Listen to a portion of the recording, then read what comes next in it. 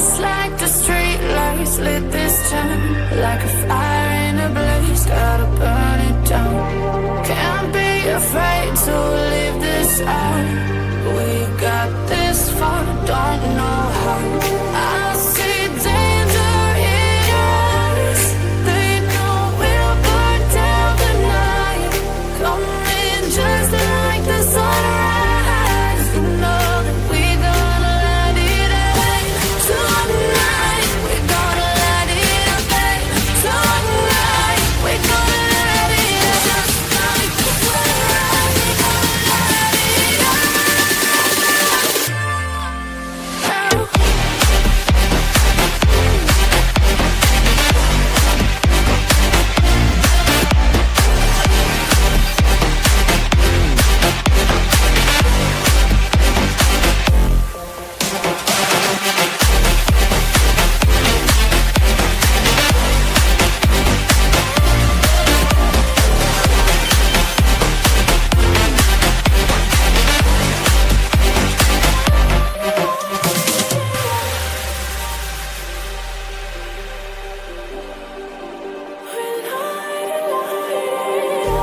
Just like a spark that's breaking out. Can't make a stop, can't turn back now. We know that there's no room for doubt. No, we can't turn back now. I see danger in your eyes. They know we'll burn down the night. Coming just like the sunrise. You know that we gonna light it up tonight. We gonna light it up tonight. We gonna light it up just like the sunrise.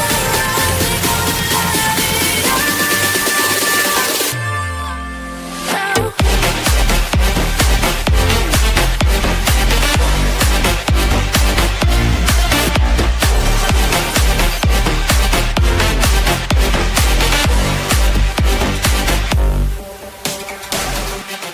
Ember. Oh, Ember. Miss Ember. Oh, great, Ember. Tell me what I'm doing. Hey, Ember. How you doing? Appreciate the Ember. Love Ember. She's great. We will be yelling at Ember. Bottom of the barrel Ember bullshit. Oh my God, Ember. Ember. Ember. Ember. Ember. Ember. Ember. Ember. Ember. Ember. Ember. Ember. Ember. We love you, Ember. You rock at that, Ember. We're neighbors, Ember.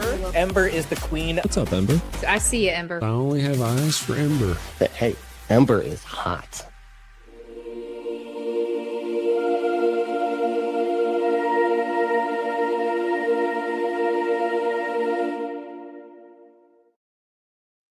Hello, everyone. Happy Thursday. It's Hello. murder time.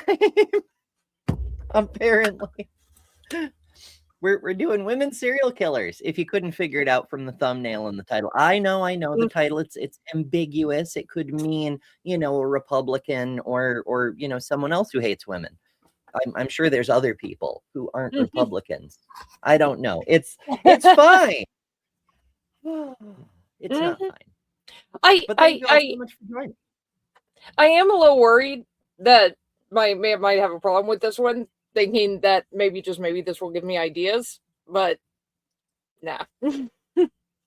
Well, here's the thing. In order to be a proper Black Widow, you first have to get married.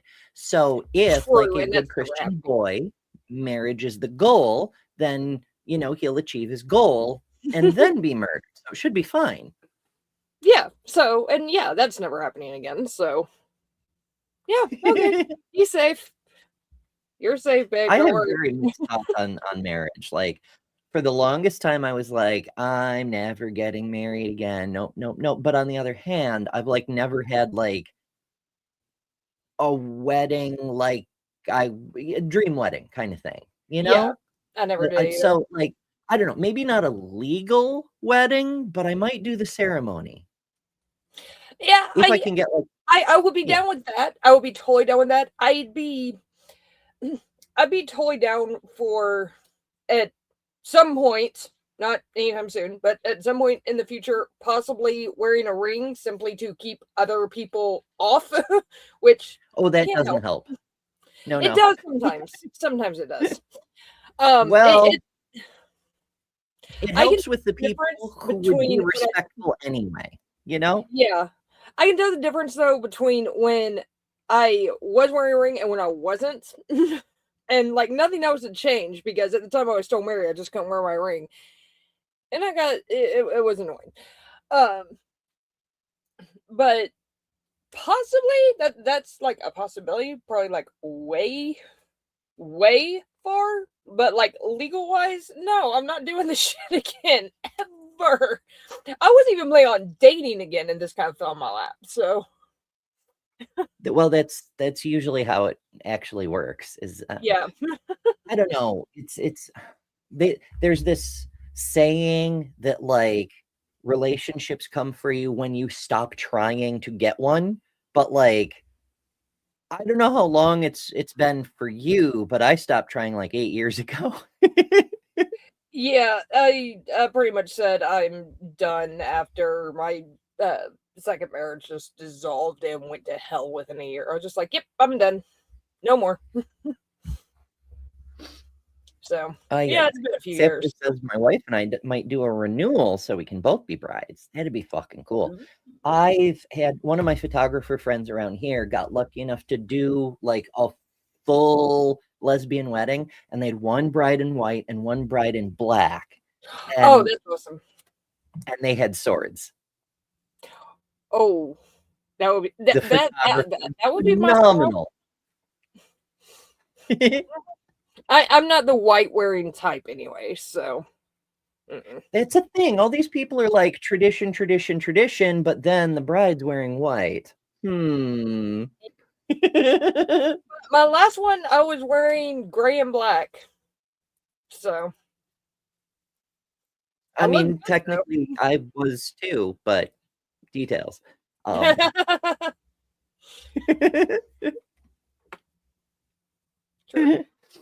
Oh, and anyway, it's such a weird. I always thought like colorful dresses would be so much cooler. I get it that it's like symbolic of purity and a sign of respect, like nobody else wears white to the wedding. However, the last time I got married, somebody wore like a bright red little black dress, except it was bright red. Yeah. And like all the boys were ogling her, and we had this idea. This was just at the dawn of digital photography, so almost everything was still film.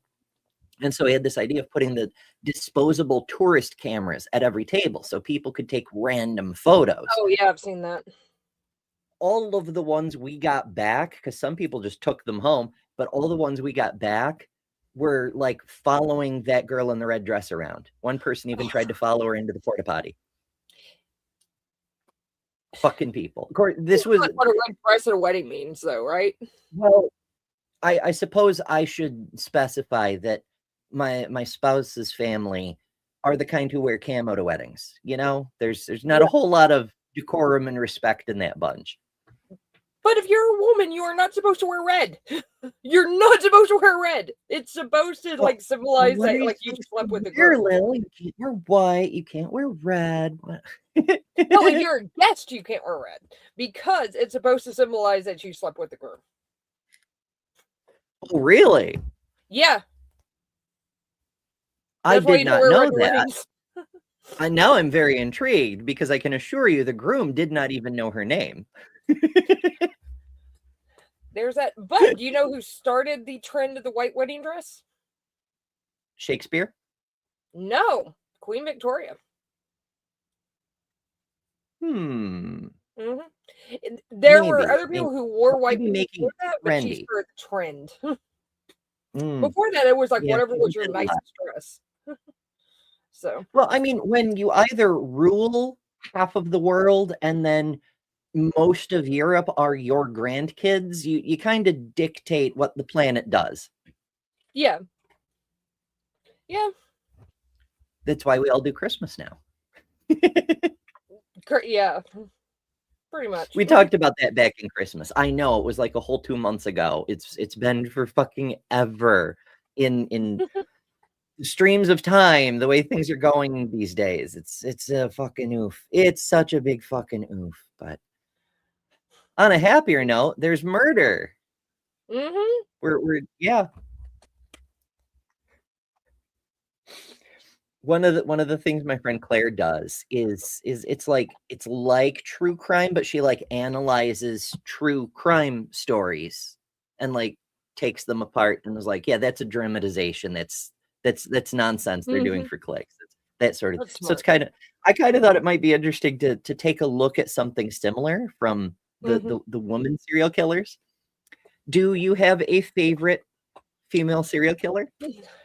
My favorite, I guess, rumored serial killer, because it's a little hard to know exactly what she did, but Elizabeth Bathory comes up, of course, because she would be the most prolific if the accusations against her were true. I'm not entirely sure they are all true, but there's one that there's Belle Guinness. There's, I want to say her name's Irina. I cannot remember her name for the life of me. But she would take her husbands and put them in zinc coffins, which were like super expensive at the time, so she could preserve them.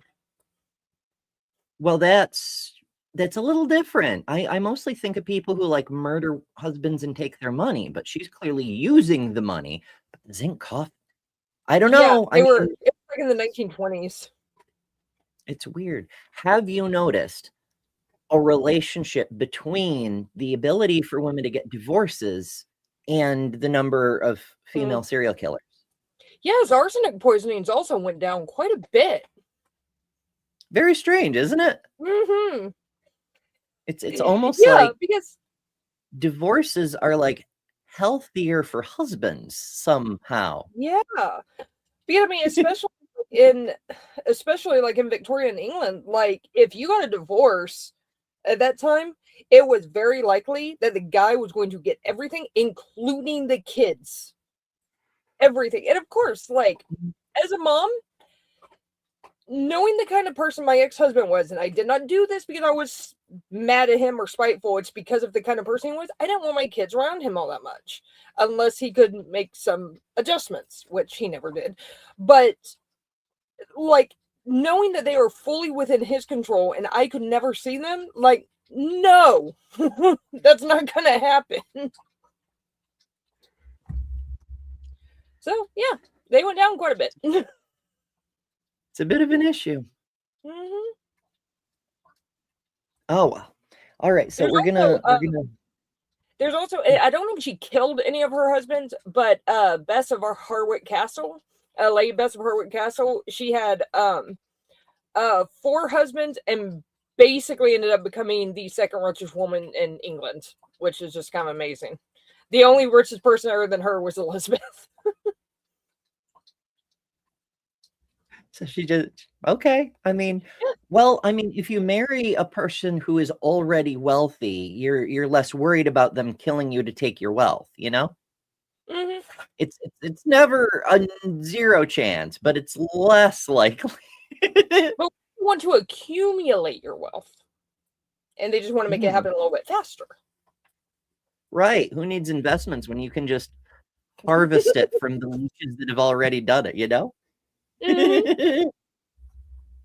Like, you know, yeah, you exploited the public for decades and made your bag, and now yoink, a vast mateys. No, I will exploit you.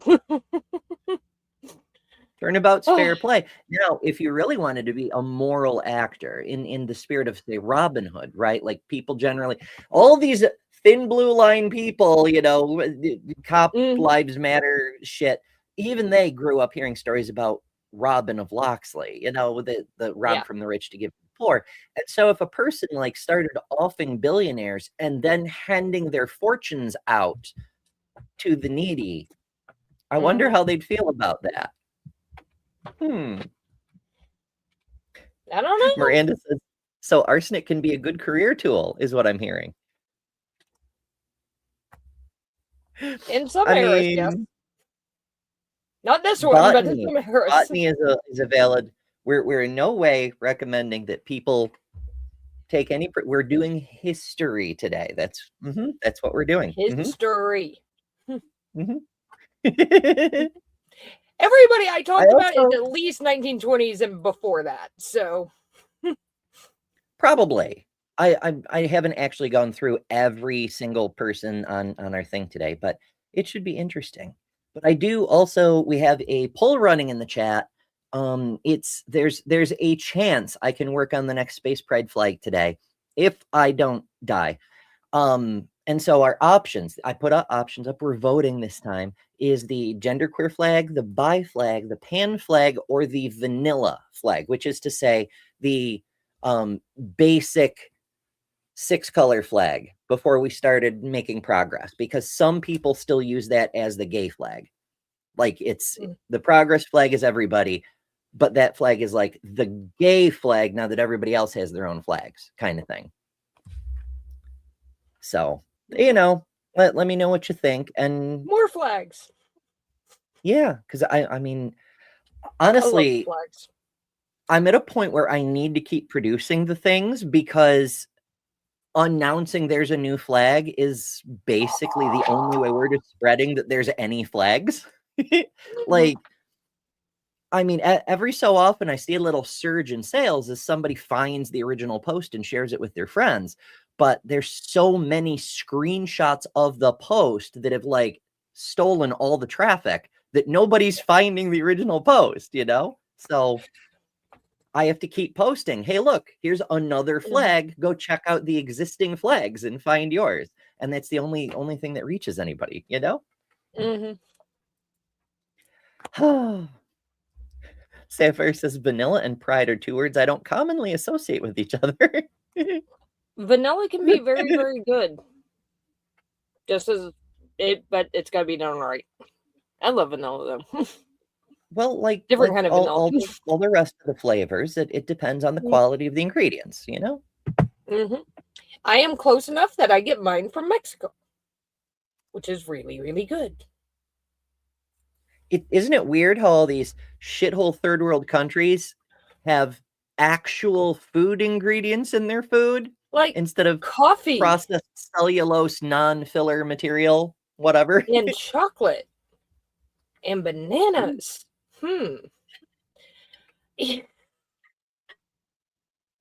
We grow like 1% of our coffee.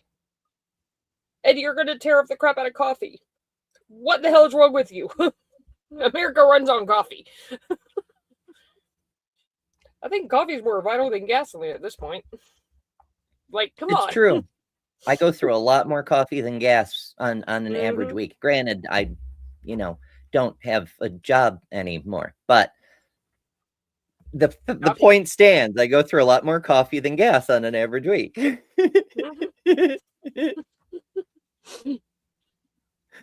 Oh my goodness. All right, let's meet today's lucky contestants for, I guess, murderous of the year or something. This video is going to go through a few different people, and we're gonna learn together live. We still do that here. And then I have another video that focuses in on perhaps the person that may be the most murderous or something. Like, she's not the most prolific, but there's something special about her story, and we'll get into that if we get that far. We'll find out. All right, so let's see what's going on here. Les Southard was born Lida Trueblood in 1893. First of all, True Blood, amazing name. And I already broke the thing, so we're at 15 seconds. I'm assuming it's because I've had the video up for a while, because I chronically over prepare, and I got all this ready earlier. So we'll bigify, we'll unmute, and we'll go to 15 seconds. If I can read 15 seconds. Oh, goodness. All right. Let's continue. True Blood. Her fifth husband was a man named Paul Vincent Southard, who quickly divorced his wife after she was arrested for murdering her 4 previous husbands. He probably saw all the pieces of the puzzle fall into place, as she'd been pushing him to take out a life insurance policy worth around $10,000 when she was arrested. Okay, so he's going really fast past some really interesting details. Fifth husband. You get married to a person, you realize they've been married 5 times or 4 times before. Maybe that sets off some red flags. Maybe it's only some yellow flags, or maybe they don't tell you. but then they get arrested for murdering all 4 of their previous husbands and have been talking to you about taking out a life insurance policy. You better run. I can see why you might file for divorce immediately. Yeah. Like, but it makes me wonder how much he knew. Like, did she say, I've been married 4 times before and my husbands all died suspiciously? Like, what did she just lie and say, I am a virgin, at 45 years old with 7 children? Whatever. I would assume she mentioned that she had been married before. Probably didn't say exactly how many, and probably did not say what happened to them or flat out lied about it. I don't know. I would like to know, though. I mean, I'm sure, given the time period, hell, even today, newspapers or TV networks would absolutely want to interview him and be like, did you know? But yeah, we don't know. Maybe he'll tell us, but he has. If he does later, then he's telling the story badly. We'll find out. I mean, from the photo, His first husband. For the photo, and like it kind of depend on exactly what was taken, but this might have been in there where was Robert dying from common stuff is not super rare, depending on how early it is. But well, that's true. There have been people who've gotten very unlucky and married, and then husband gets drafted off to war and dies, marries again and catches consumption and dies, and marries again and gets burned as a witch or whatever. Like shit just keeps you're cursed and your husbands keep getting killed by things. Burned as a witch, that's great. He probably saw all the pieces of the puzzle fall into place as she'd been pushing him to take out a life insurance policy worth around $10,000 when she was arrested. Lyda's first husband was Robert Dooley, and his official cause of death was typhoid. That wasn't uncommon for the time, but when the same illness also supposedly took their child, people started to become suspicious, including Robert. Well, okay. Typhoid is one of those things that does spread, especially in families. It's not that uncommon for multiple people in the same family to die from the thing. It may be slightly suspicious that she also didn't die. However, we know there are a bunch of people, and we knew back then, who can contract typhoid and spread it around and not actually develop symptoms themselves. Typhoid Mary is a famous example. I was about to say, she is probably my favorite accidental serial killer. Well, I don't know. Considering she was told she was a carrier and brought to a quarantine station, broke out and went back to work in a hospital knowing she was contagious, I'm not sure you can say it was accidental. She didn't believe it, though. Yeah, she didn't believe it, though. Because she had never been sick. Like, I can understand how, at that time, with the state of science that was, and especially the state of education, she'd be like, I've never been sick. I've never had typhoid. So, like, how the hell can I be a carrier? So I can kind of understand her mindset, but she did eventually accept it. So there is that. I don't know that it's necessarily a of the time sort of thing, because the last plague, we had people who thought the same thing. I never got sick, and yet I infected my grandma with the plague and she died. So clearly Jesus is real and is good or something, like just complete fact blindness, motivated reasoning. What I'm saying is, like, in today's day and age, that you really don't have much of an excuse. Then some of the science was still fairly new, so I can kind of understand that it might not have filtered down to them yet. But now this is stuff you are supposed to learn in biology. Well, it depends on where you take biology, I guess. True. Robert's brother, Edward, Lyda's next 3 husbands, and the life insurance companies. By the time law enforcement went to talk to Lyda, she'd already absconded to Hawaii and hooked up with Paul Southard. Investigators exhumed the bodies of the deceased men and determined that they'd all been killed by arsenic. Lyda was arrested in Arsenic time. This is a very popular way to off people back in the day. In fact, they wrote a play about it, Arsenic and Old Lace. it's a thing. It's an unpleasant way to go, but it was an easy access thing for people to do. But it's interesting that she had enough money that she managed to run away to Hawaii, which will evade local investigators, even state level investigators, but not private detectives, because there's an interesting thing. And one of the reasons that the Pinkertons and other private detective agencies got so big is you have to be incorporated in a specific state. And if the state has specific licensing rules, you have to be licensed by that state, but you can operate federally. So if someone is still within the United States, you can effectively be a bounty hunter by being a licensed private detective. So that's fun. Ask me how I know. 1921. 10 years later, she escaped and went on to marry husband number 6, Harry Whitlock. He survived, though, and had their marriage annulled when she was arrested again. Lyda was ultimately released into the custody. What was she arrested? What? I could see him annulling the marriage when she was arrested again, and he finds out all this stuff, which tells us that she hadn't been telling her husbands, because of course she wouldn't tell them the whole truth, so why tell them any of the truth, you know? But arrested again, did the prosecutors let her off the first 4 murders? What do you mean, arrested again? How did she ever get out of jail? Did she escape? There's a whole story here we need to know. Of her sister in 1941. The trial of Chisako Kakehi was one of the longest in Japanese history, as well as one of the most terrifying, especially to those with elderly relatives. Kakehi first married in 1969, and that 25-year union came to an end with the 1994 death of her husband from natural causes. Then Oh, okay. So it lasted for 25 years, ended by natural causes. Cool, no problem. Natural That's causes.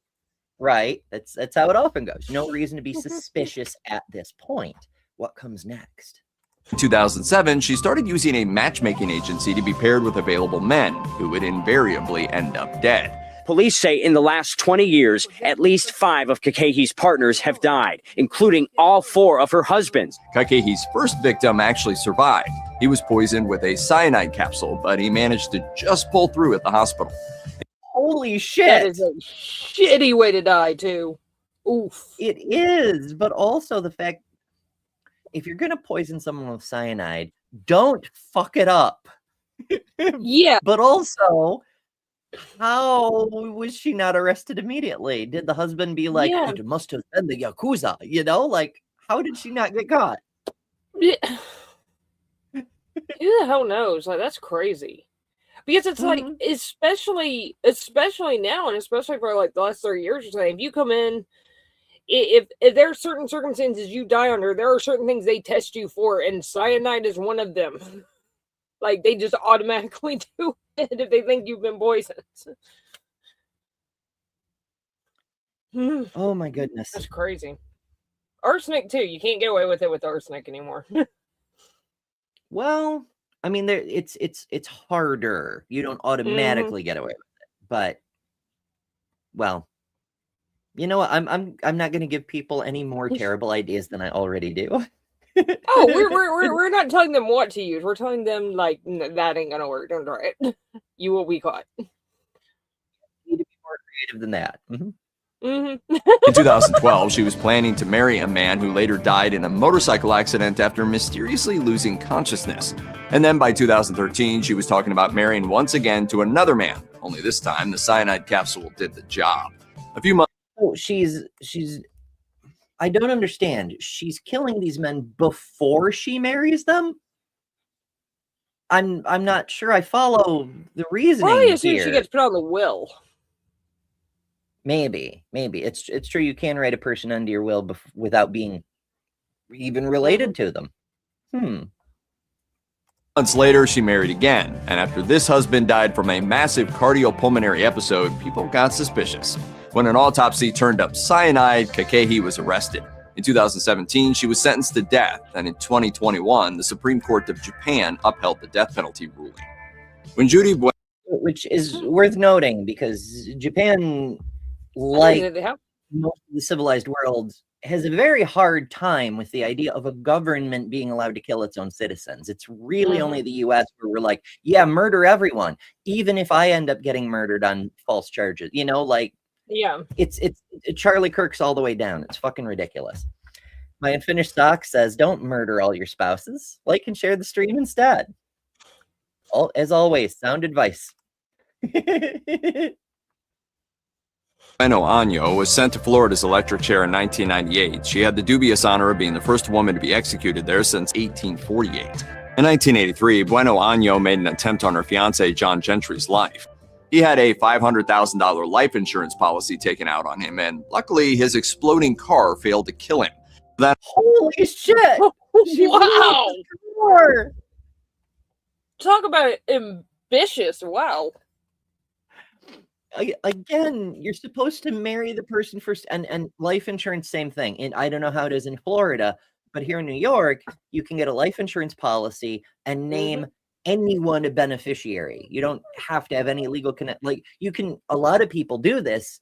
They'll assign the beneficiary as some charity, like the Trevor Project or the Susan G. Komen Foundation. You know, you can do that. So she could have been the beneficiary on his life insurance, even though they weren't actually married yet. But, like, I don't know, maybe she thought it would be less suspicious if they weren't actually married yet. Maybe. Exploding cars. I mean, is it a Pinto? Because that might not be suspicious. Attempted murder drew attention to Bueno Año, and investigators realized that the name of their chief suspect meant Goodyear in Spanish. It turned out Judy had legally changed her last name from that of her late husband, James Goodyear, who died in 1971 under suspicious circumstances. Thus kicked off an investigation that confirmed James Goodyear had died of arsenic poisoning. Also dead was their son, Michael. He became paralyzed when the arsenic failed to kill him, so Bueno Año took him canoeing where he drowned. She was also connected to the death of... I mean, if your husband dies of arsenic poisoning and your son becomes paralyzed from arsenic poisoning, and then you take him camping and he doesn't come back, what? This kind of shit is why we say ACAB. Like, it's mostly the murdering minorities thing, mostly, or the people who stand aside and let the others just murder the minorities. But there's always the people who stand up and say, well, there is some legitimate law enforcement work. We need the police to protect us from people like this. And then every single time it happens, they don't. Fuck. A boyfriend named Bobby Joe Morris. He died in 1978 after showing symptoms of arsenic poisoning, allowing Bueno Año to collect on 3 insurance policies. It's not... No, you would think insurance companies would have picked up on this ages ago. If a person dies of arsenic poisoning, maybe don't pay out the insurance policy, or at least do an investigation first. You know, like, why isn't there an anti-arsenic clause in life insurance policies or something? I think there is now. That actually happened in once again Victorian England. There was a whole ring of women who were taking out life insurance policies on people once life insurance policies became a thing, and were poisoning all of them, and they made a lot of money. It was crazy. Yeah. And the apparently the life insurance policy company started getting suspicious and alerted the cops to it. Okay. Communist number 09182 says, because very rich people profit off of not checking for arsenic and such. So that's a possibility. If the very rich people needed that to not be an exception in life insurance, then that's the way it is. If the occasional poor person benefits, bully for them, I suppose. Entirely clear how many men Belle Gunnis murdered, but when law enforcement finally started digging in the pen where she kept her pigs, they found the remains of at least 12 bodies. Gunnis's time as a Black Widow began on July 30th, 1900. Prior to that, she was implicated in the suspicious deaths of 2 of her children. But July 30th wasn't just the day her husband... Now, I don't understand why these people keep killing their children. Like, I get once you're a murderer, it's okay to murder anybody. It's not actually, but Yeah. whatever. Once you've crossed that moral bridge, it becomes easier to kill again. But like, why would you? If it's for financial gain, why are you killing your children? I don't Because they cost understand the money. point. They cost money. I don't know if that really cuts it. Maybe because they might inherit some of the money you want, or I don't know. I don't know. Supposedly died of heart failure. It was. I was about What's to say that? it's just like it's crazy that like I don't understand how people can do that, but yeah. I mean, Yeah, I would assume it had to do with the money. Yeah. Miranda says take life insurance on the kids too. Absolutely. Insure everyone. It's just when I first started being an over-the-road truck driver, I took out like every life insurance policy I could get, and like each of my kids. So if I died, like 6 people were getting paid. Mm-hmm. My ex-spouse actually kind of low-key threatened me at one point, and was like, "Huh, you're worth a lot more money not alive."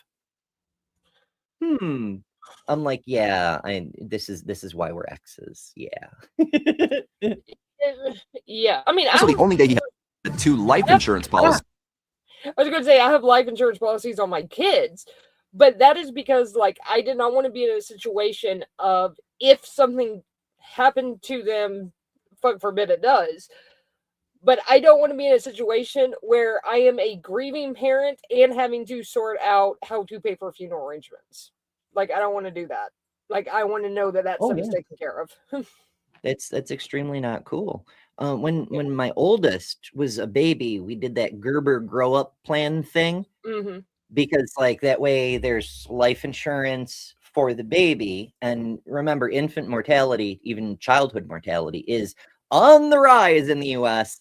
But also it like at age 18 or 21 or something, it like converts into a college savings fund. Unfortunately, they changed their name, and there's no mechanism for changing the name on the policy. Oh, wow. It's a whole thing. It's fine. It's not fine. He's active at the same time, as one was about to expire and the other was just beginning. After his death, Gunnis moved, remarried, and killed again. She claimed that this victim had been reaching for something on her stove when he caught on fire. So I just don't understand. Like, if you're a police officer, if you're an insurance adjuster or investigator of any kind, and you find out that a person died, even if it looks like it's under natural circumstances, right when one life insurance policy is still in force, but after another begins, just right in that, it's suspicious. It might just be coincidence, but it's definitely not coincidence, I mean, to be fair, they might not have known about a life insurance policy. Because, I mean, especially at this age, you're going to have to go dig that up and find it. So, it's not like you can just check a computer. If you can't produce the paperwork, no payout for you. And died from his burns. Gunnis then began taking out personal ads in newspapers. If a man came to meet her, he invariably disappeared. The final one was named Andrew Helgelian. When he went missing, his brother raised the alarm, so Gunnis decided she needed to do something rash. After her house burned down, the diminutive remains found in the wreckage that were assumed to be hers didn't seem to match her tall stature, but law enforcement determined that it was close enough. Mary She also didn't have a head. There was also no head with it. Oh, yes, that's never a red flag for identification, ever. You can, again, with the ACAB thing, you can always count on lazy, incompetent people to be lazy and incompetent.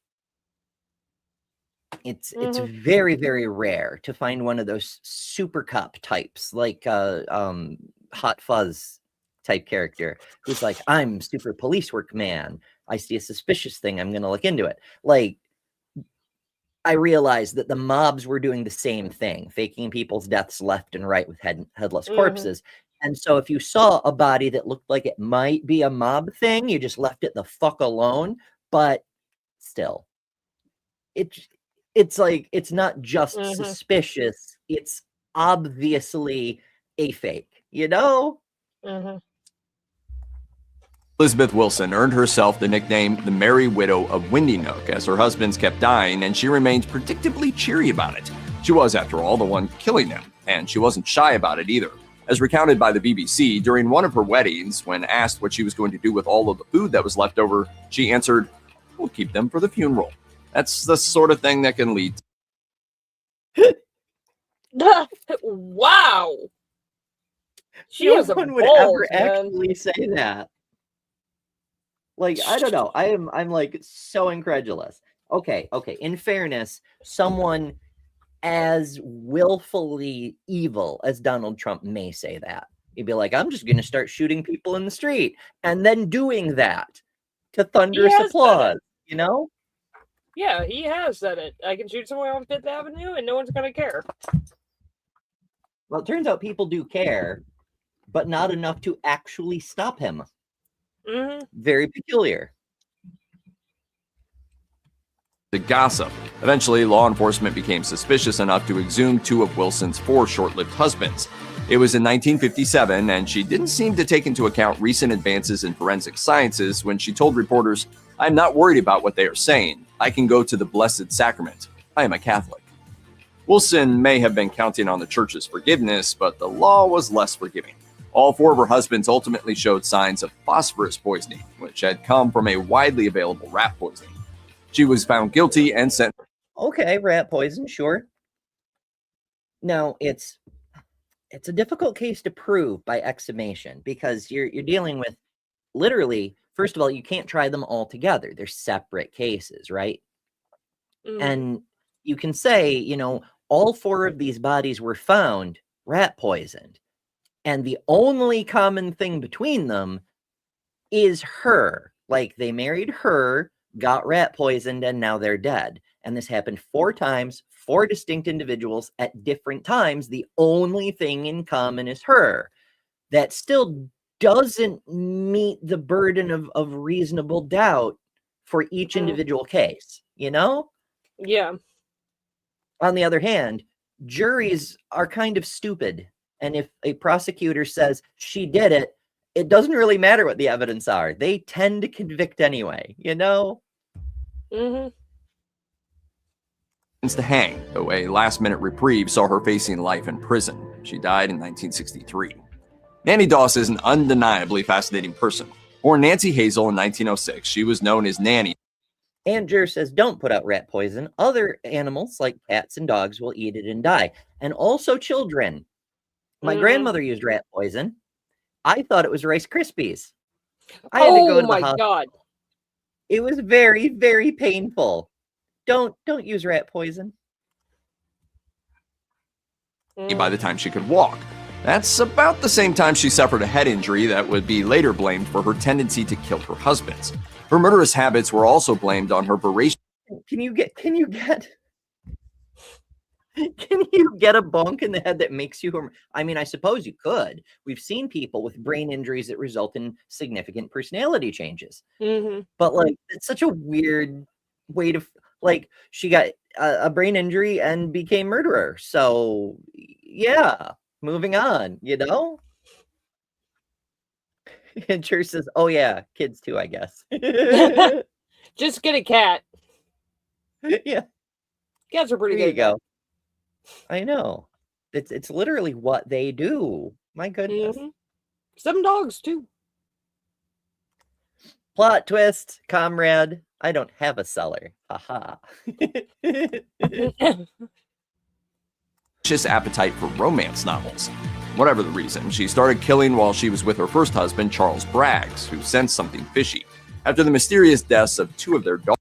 Wait, who was she killing if her first husband sensed something fishy? Daughters, he left and divorced her. Doss was married to her second husband. She started killing while she was with her first husband, Charles Braggs, who sensed something fishy.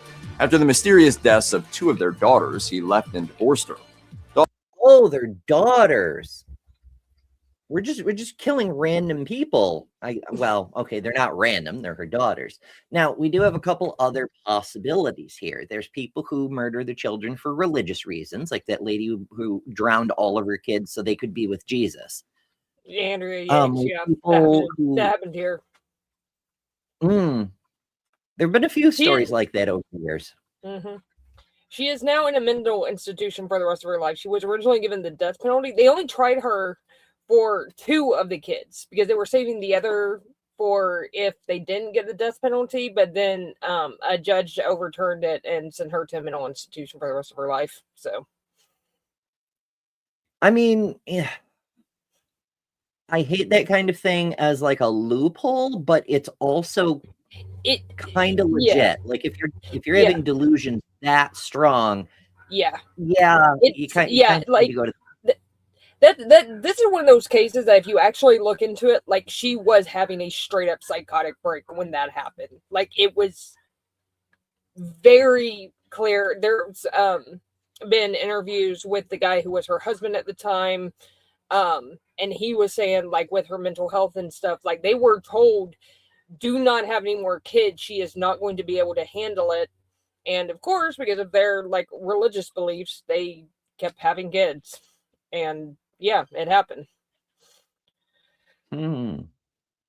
I've also there's other situations where people like where the children end up being abusive and there's nothing you can do about it except delete them, and it's ishy. But I've heard of a few cases where parents have killed their children because according to them the children would have eventually killed them and there was no other option they could pursue. But that also goes the other way. There's a lot of children who killed their parents because their parents would kill them. It's this country's kind of fucked up. Yeah, just a bit. I mean, mental health care in this country is a fucking joke, so. It's, Miranda says, Andrea Yates was experiencing severe postpartum psychosis. Her super religious husband knew she needed help and didn't get it for her. Yeah. Ross was married to her second husband for 16 years before killing him with a dose of rat poison after killing off a few grandchildren in the meantime. She married husband number 3 2 days after they met. By the time he died with symptoms suspiciously reminiscent of poisoning, she had already made sure everyone in town liked her more than him. The house he left. Oh yes, them liking you better means no one will care when you poison him. But she couldn't have been a murderer. She makes the best brownies. That reminds me, I have to make brownies for my son tomorrow because the store didn't have any pumpkin pies. Brownies. Maybe I'll get to that later. No, not tomorrow. I have to make them tomorrow so that when I see him on Saturday, I'll have them. That's what I have to do. Yes. I should make a note of that. Someone remind me. But to make brownies, well, you need eggs, but you also could conceivably use water. Hey folks, I've been working hard on my health, and so far I've lost over 140 pounds. A huge part of good health is hydration. That's why I'm thrilled to partner with Epic Water Filters. Check this out. Not only can you say goodbye to expensive bottled water, but these filters are made in the US, so no tariffs, and they're made to fit your life. From these lovely pitchers I can fill from, to sink units, to portable filters that fit in your reusable bottle. With Epic, I can refill from nature's water sources and not have to worry about bacteria and whatnot. But also, send back a used filter to be responsibly recycled, and they'll send you a free replacement, saving you and the earth even more. Want to save a ton of money, be healthier, and build a better world? Head to epicwaterfilters.com and enter code EMBER15 at checkout for 15% off. Don't settle for random water. Upgrade to Epic. Woohoo! Hey, I'm also wearing, it's a different shirt, but it's also purple. Purple! I do love purple. People were complimenting it. I went outside yesterday. I went to the post office and I got stamps and everything. And people were complimenting the fact that my hat matched my coat and matched my boots. And they didn't know because I left it to match my coffee cup. I'm like, yeah. Purple is a good color. It looks good on you too. So it is. I like purple. Yeah. Theo is regaling the chat with it wasn't just on Punk Apostates, but like all of YouTube, all the live chats broke simultaneously. First, nobody could write anything but emojis. I eventually figured out on Brentley's channel that mods could still post links. So I was using links to try to communicate to the host to tell them what was going on. I'd type in www.chatisbroken.com. Yeah.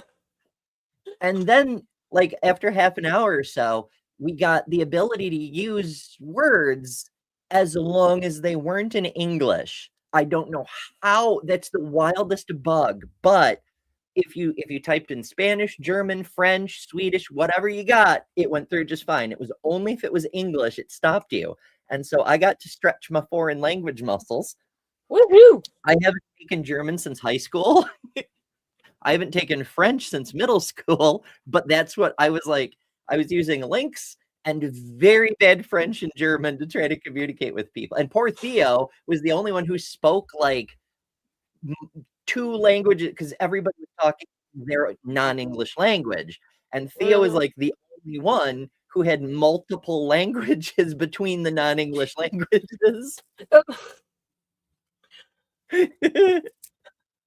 Oh, that's crazy. It was an adventure.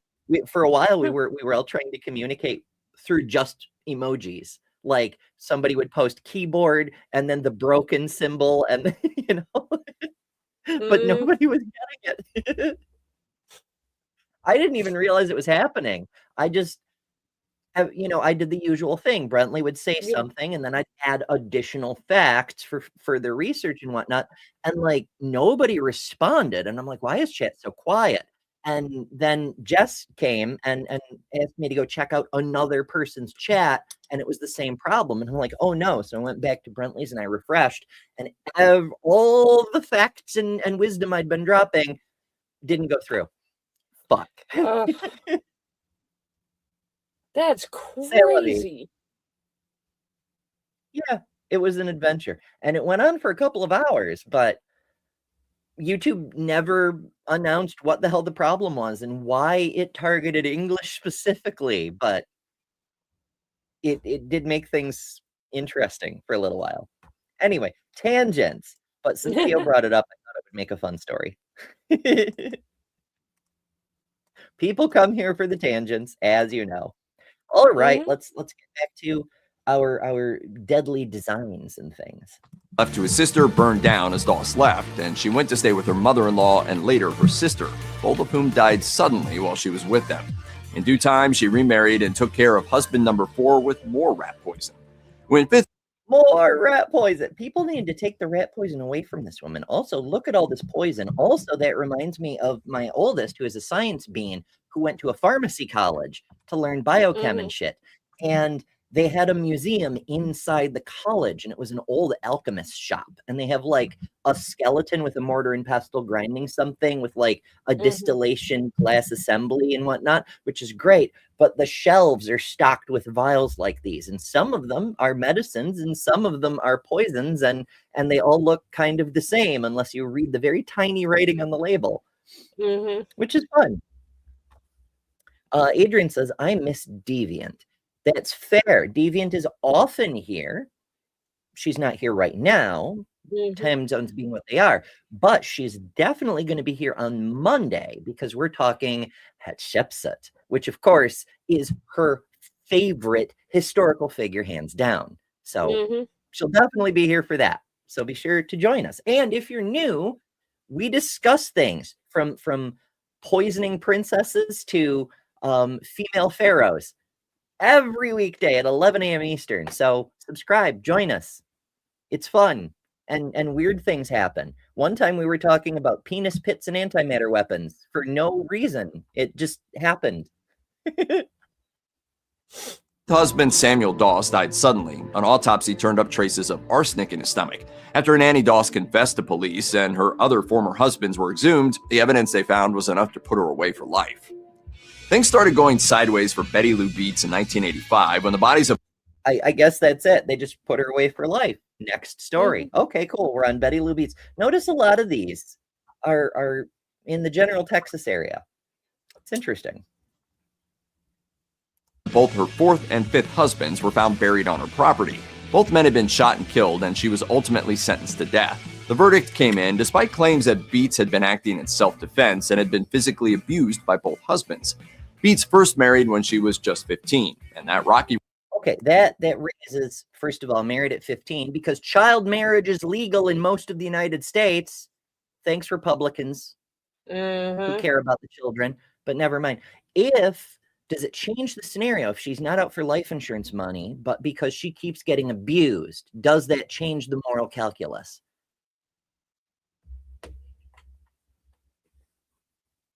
Yeah. Bearing in mind that even when divorce is legal, it's still hard to get. Yeah. And back then, there was definitely no fault divorce. Yeah. I mean, I don't think it's ever like morally right, but I would say it could be understandable in that circumstance, I guess. Okay. So let me phrase it another way. You're a 15-year-old. You were married off to an older man who beats you. You can't get divorced. You have nowhere to go. You can't get away. What do you do? Yeah, in that case, yeah, okay, I can kind of see it there, but still, I still have a weird thing with the moral thing, but it's like, it's immoral, but there's reasons for doing it. Okay, that raises an interesting side topic that a lot of people who get hooked down into the moral rabbit holes seldom wish to engage with. Is it possible for a thing to be the right course of action, but also immoral at the same time? It is a moral wrong to kill, and yet it is the right thing to do. Yeah, I think so. Fascinating. I tend to agree, but that I had to wrestle with that one in my military service. You want an example of that? World War II. It was a morally right thing to go over there and stop Hitler, but you're still killing people. Yes. I still have very complicated feelings. I thought that back in high school. I was like, I understand why people felt the need to dehumanize the Germans so they could kill the Germans, so they could stop the Germans. But you can't start being like, it's okay to kill these people because they're not really human. Because once you start doing that, once you remove that line, you can do it to other people. Yeah, I put a hard line down on dehumanizing anyone, even the 1930s Germans. Like no, you don't dehumanize anyone. But at the same time, like, they had a massive war going on, and he wasn't going to stop. So what other option do you have? It's more of being forced into having no other option that makes it, if not outright acceptable, at least makes it understandable, I guess. Like, if there's no way she could get away, if there was no way that she could get out of it, no way she could get divorced, like, that's understandable, even if you're kind of on the moral question. But I think you can be kind of on the moral question on whether it's moral or not, and still be like, yeah, that's understandable why someone would do something like that. Well, let's turn it around the other way. If a person ends up giving their life for something they believe in, like a soldier who dies in battle kind of thing, that, virtuous even, but is a person not under a moral obligation to do what they have to do to protect their own life when they're not in a situation where they're like, I would risk my life for this goal, like it's a person who's just putting them under threat? Isn't there a moral obligation to protect yourself? Yeah, and yeah, there is, which absolutely factors into it's even if you have questions or qualms about saying yes, this is morally right, you can still say like, well, I don't necessarily agree, because like, I mean, okay, so if something like this were to happen to me, I would definitely have moral qualms about it. I absolutely would, but it might be understandable. I mean, especially if it's in your own self-defense, like, yeah, you still might not necessarily, yeah, well, you're obviously not or shouldn't like doing it, but you do what you have to do sometimes. It's true.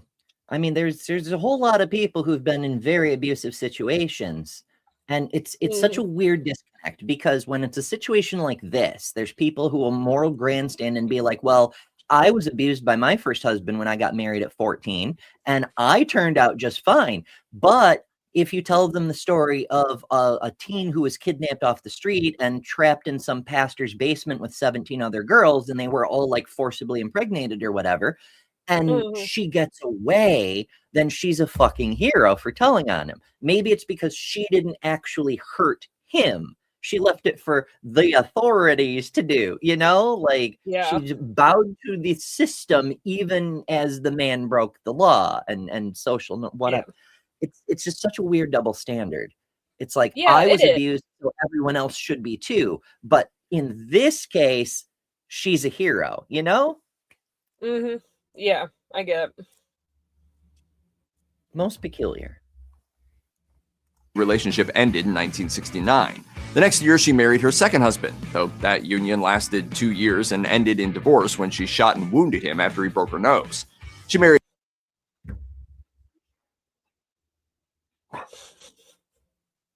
Texas. Like, it's if you hurt your spouse, you punch them and break their nose, they may shoot you. And it's kind of warranted. But also, like, if your spouse shoots you, you might divorce them. That's also kind of like, it's an escalation, but it's completely understandable in the crazy Texan way, you know? Yeah, yes, as a Texan myself, yeah. I mean, okay, so I have a difficult time with like standing up for myself. I have for most of my life. I'm getting better at it. I'm getting a lot better at it. But I still get this whole, one of the things that a therapist told me is, if you would stand up for your child in a certain situation, you should at least do the same for yourself. You should at least care for yourself, bare minimum, as much as you care for your child. And so I kind of like have to run things through a filter. Like, if someone were to punch one of my children in the nose, I may shoot them. I might, you know, it depends. There's a lot of depenses, but I might. I'm much more likely to stab them with the big old sword I keep by the door, because I have a big old sword I keep by the door and I don't have a pistol. But I may, you know. So if someone hurt my child, I might shoot them. Then if someone hurt me, logically it follows that I should also shoot them. It makes sense. Yeah, I mean, you need to be husband around number for your kids. You need to be around for your kids. So, well, that's less true than it used to be, but you know. 3 in 1978 and tried to kill him a year later.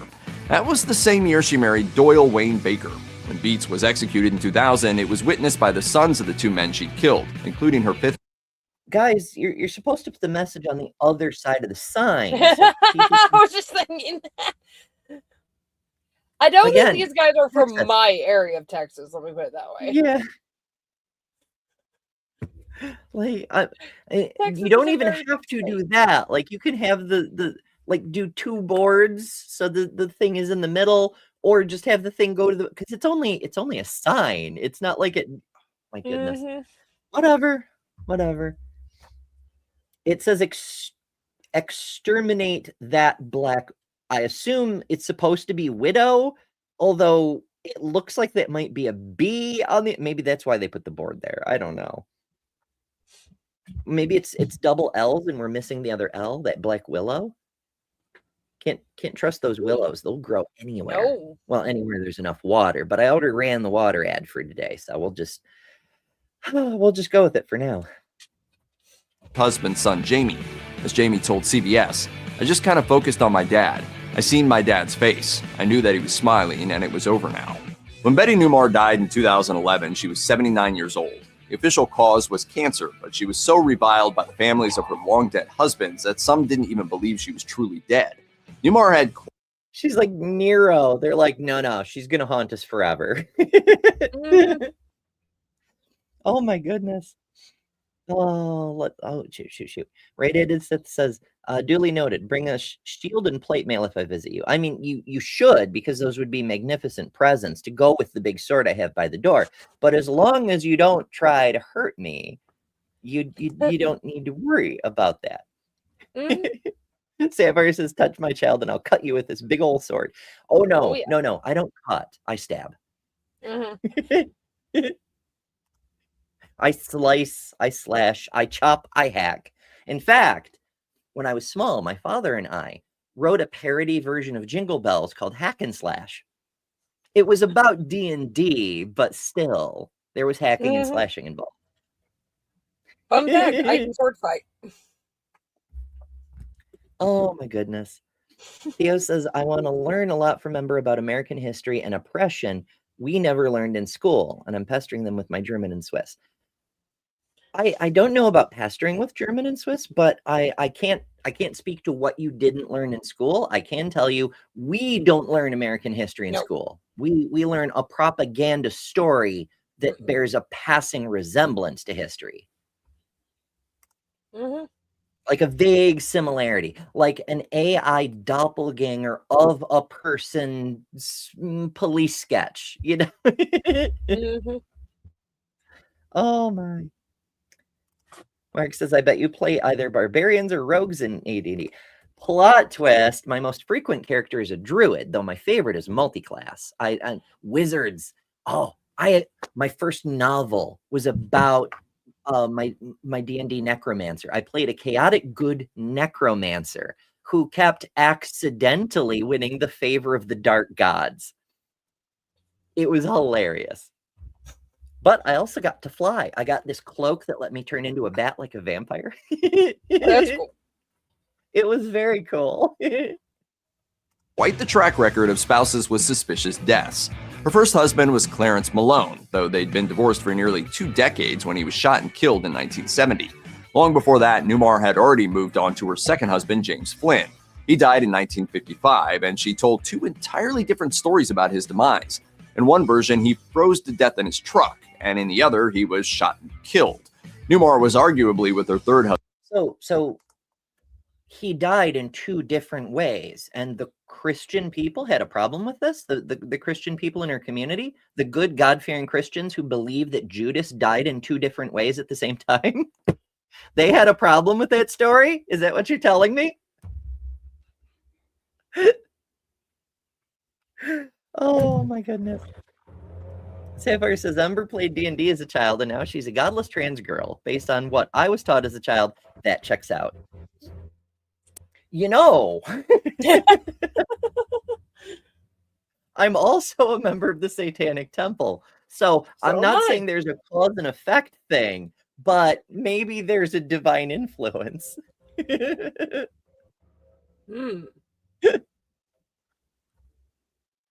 Oh, shit.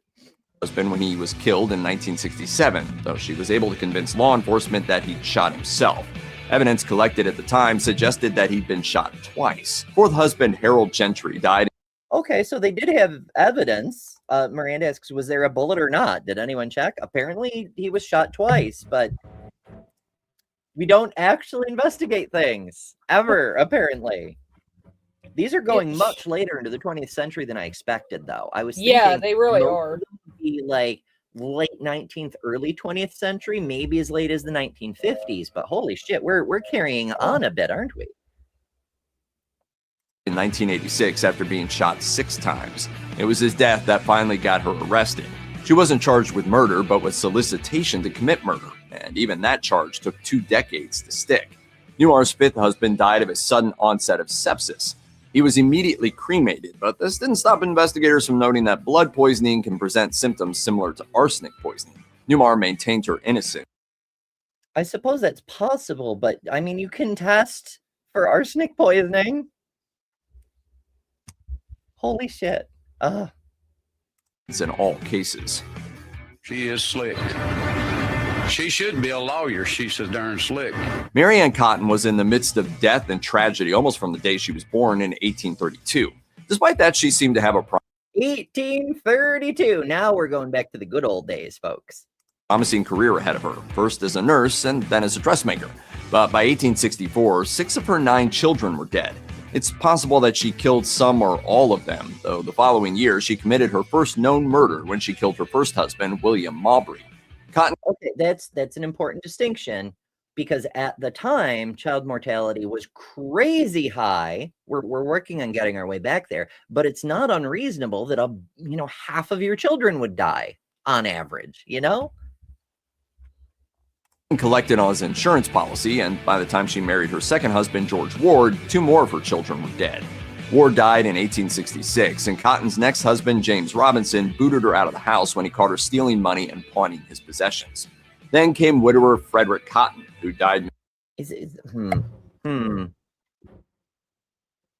I need more story to make heads or tails of that. Like, she's on her 3rd husband and she's stealing items and pawning them. What? Why? How? Etc. Mysteriously in 1871, followed by Joseph Natras, who died in 1872. More and more of Cotton's children and stepchildren died along the way. It wasn't until she told a parish official that another stepson would soon, quote, go like all the rest, that these deaths were investigated in earnest. Oh, so it was the fucking church that caught her? The church, who famously can't catch people in their own play. Holy shit. She went on trial in March of 1870. The church did catch him. The church just moved him around. Okay, yeah, that's valid. They're like, no, we have to send you to a different parish and maybe stop doing that. But if you do, we'll just move you again. 3 was found guilty and was hanged the same month. Catherine Flanagan and Margaret Higgins were. Okay, I do want to do more about Miss Cotton, because she's infamous, and there's a lot more to her story. But we'll finish up this story. I believe this is the last one on this thing, and then we'll take a quick break, and then we'll dive deeper into Ms. Cotton. Sisters living in the slums of Victorian-era Liverpool. At that time, one of the ultimate insults of a life of poverty was considered the indignity of a pauper's burial. In order to give even the poorest of England's residents a chance at a decent burial, so-called burial societies were set up. That sounds This interesting. is what I was talking about. Yeah, this is what I was talking about earlier with the life insurance thingy. Oh, okay.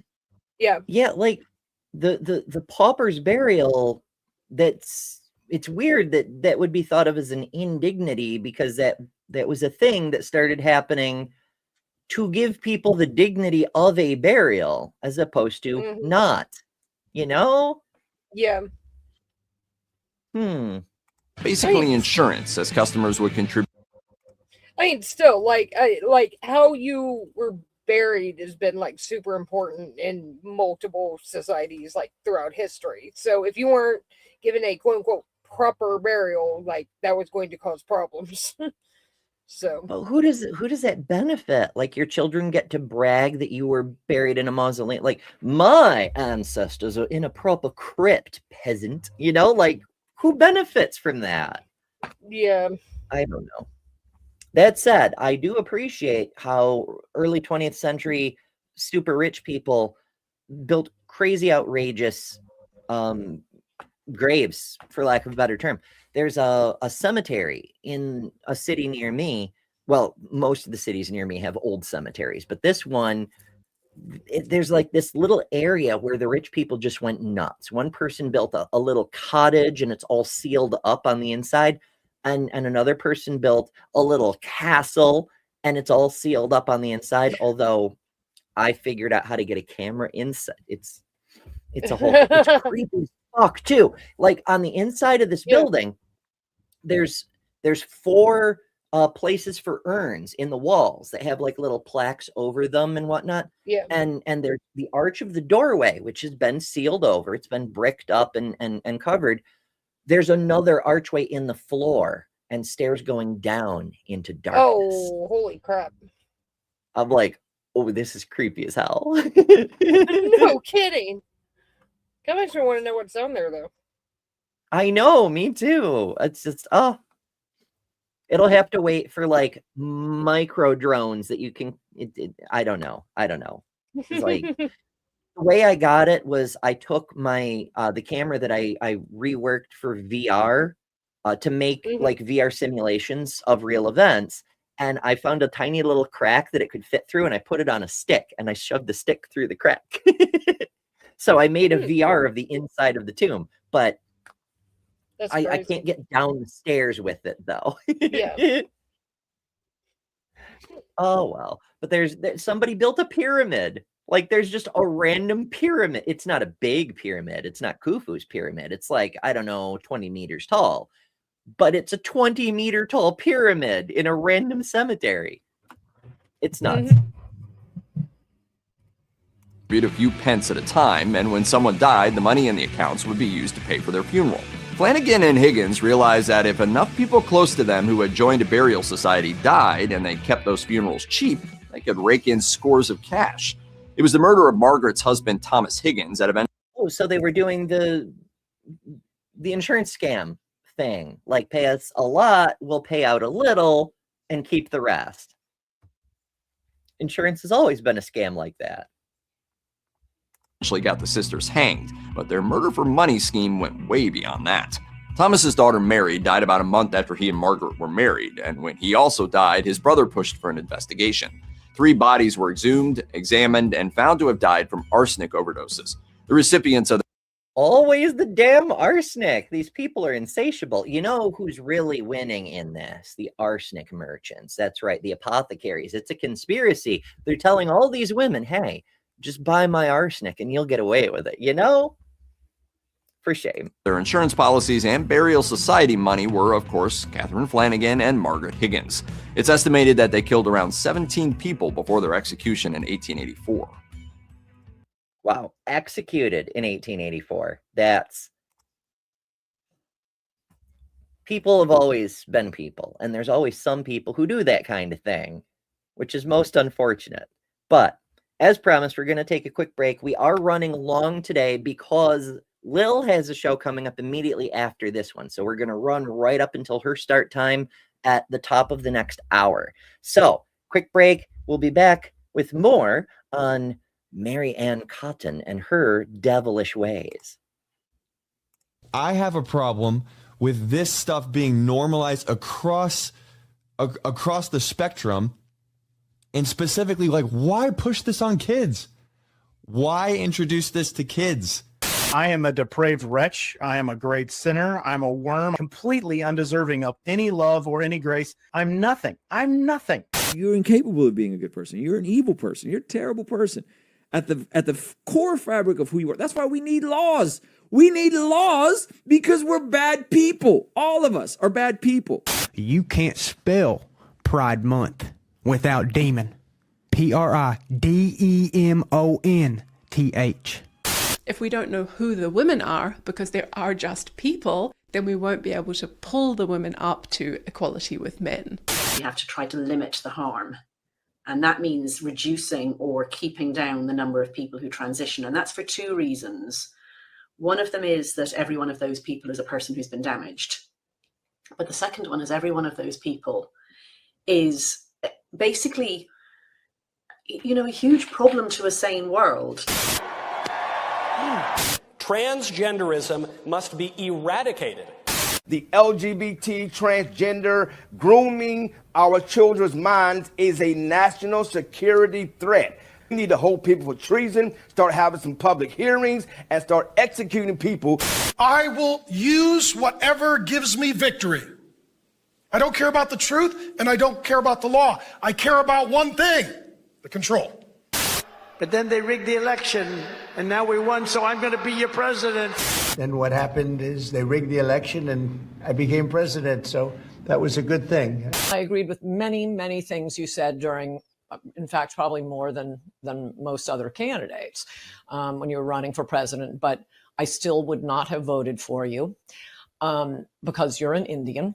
I just want to say I feel good about the Republican Party. I feel good about where we're going as a nation. We're killing all the right people and we're cutting your taxes. It was actually a tremendous blessing to these children for them to be killed and go to heaven and be with God.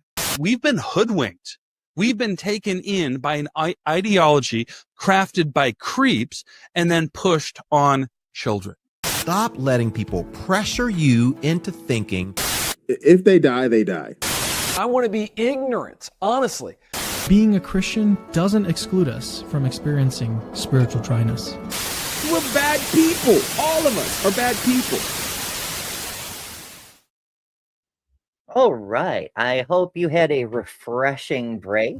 I've been up to no good. I went and grabbed my door sword and I started a new challenge. So if we get 5 super chats of any kind before the end of the show, I'll show you my door sword. It's right here. It's ready to go. Mwahaha. It'll be an adventure.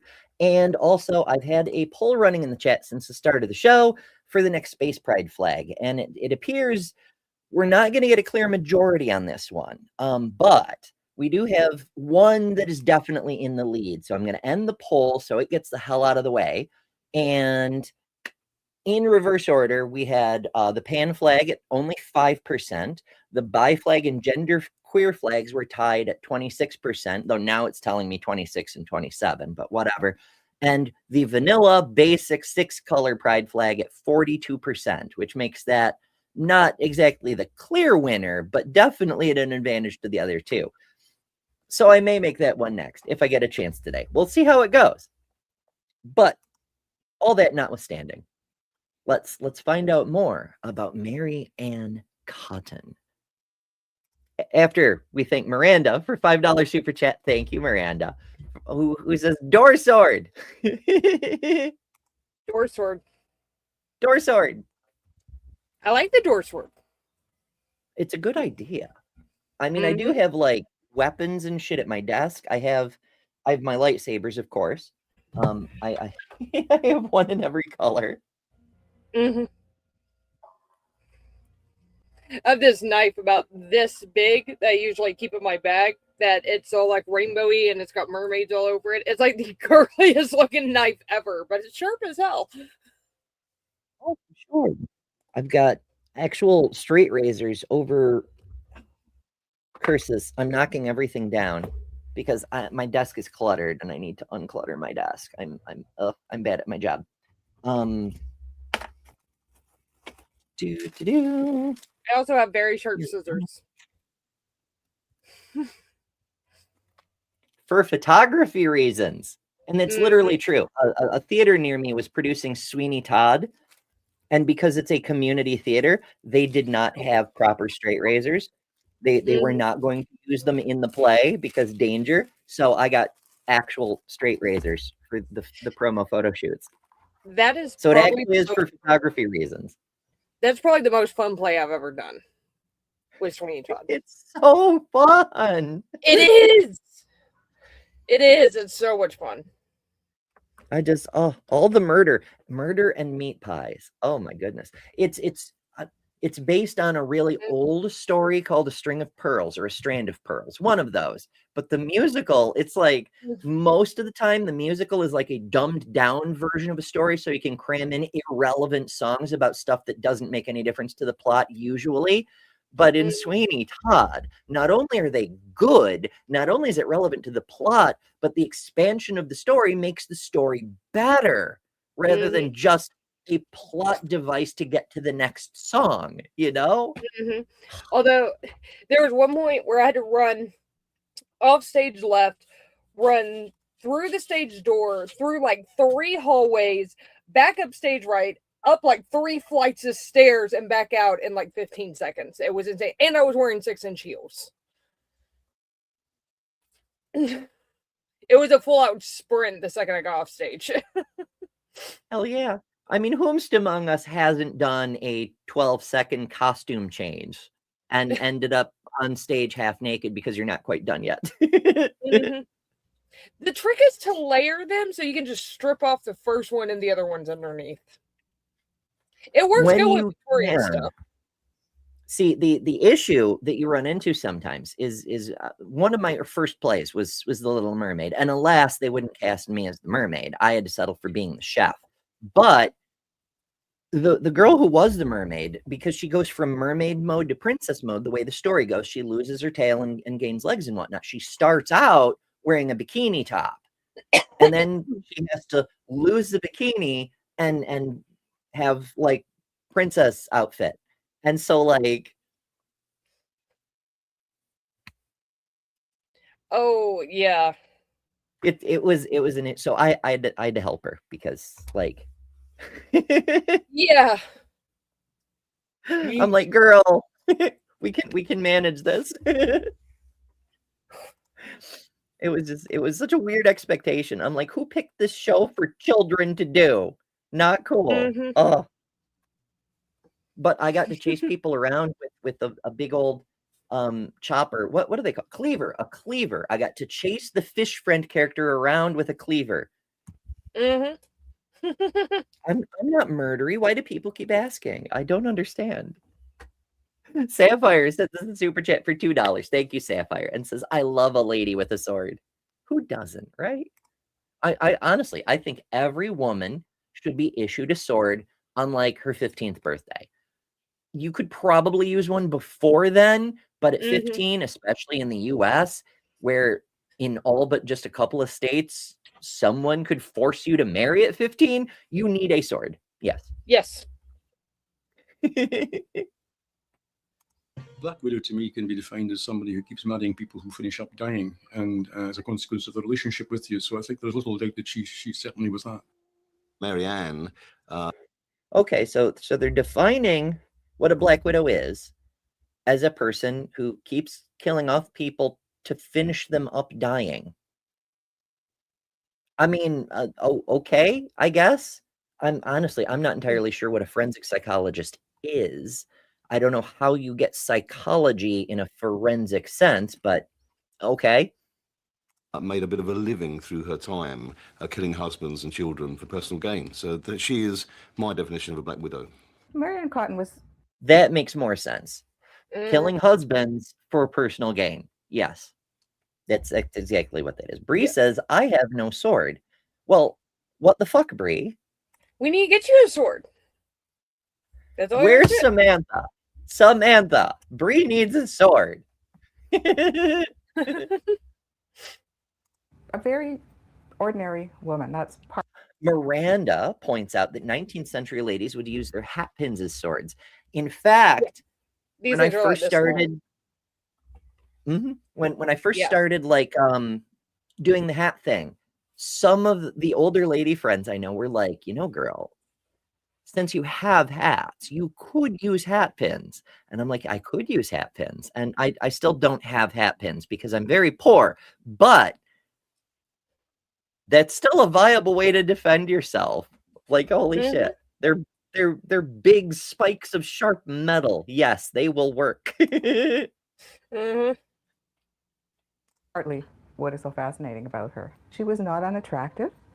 She had 4 husbands, 12 children, and a few stepchildren. She murdered 11 of her children for money. Oh, I've seen that.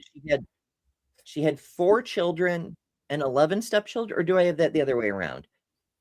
She murdered 11 of her children, but were they her children or the stepchildren? Or because like it changes things ever so slightly if she's offing her stepchildren. Is she like the evil queen from Snow White, or is she murdering her bio children because they found out her secret. Like, we need more story, fam.